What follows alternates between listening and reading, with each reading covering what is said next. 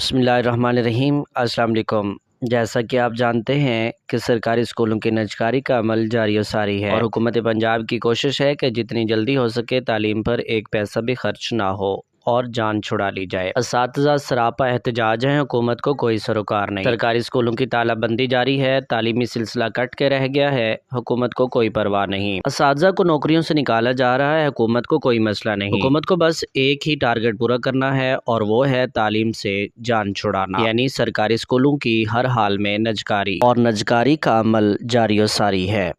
صوبہ پنجاب کے گورنر جناب سردار سلیم حیدر خان بھی نجکاری کے خلاف میدان میں آ گئے ہیں۔ انہوں نے بھی سرکاری اسکولوں کی نجکاری کی مخالفت کر دی ہے۔ انہوں نے کہا ہے کہ پنجاب میں سرکاری اسکولوں کو ٹھیکے پہ دیا جانا تشویشناک بات ہے۔ یہ اساتذہ اور تعلیمی عمل کے ساتھ سراسر ظلم اور زیادتی ہے۔ میں نجکاری کے حق میں نہیں ہوں۔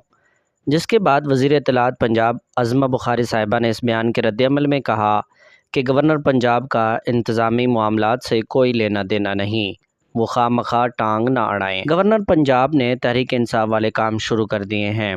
گورنر پنجاب گورنر ہاؤس میں چائے کافی خشک میوجات انجوائے کریں اور آئندہ ایسے بیانات دینے سے گریز کریں۔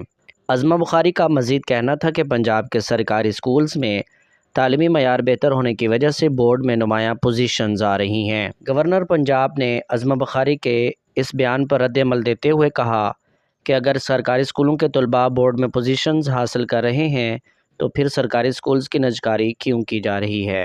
انہیں مزید سہولیات فراہم کر کے مزید بہتر نتائج حاصل کیے جا سکتے ہیں۔ اسکولوں کی نجکاری مسئلے کا حل نہیں۔ اساتذہ تنظیموں نے گورنر پنجاب کے اس بیان کا خیر مقدم کیا ہے۔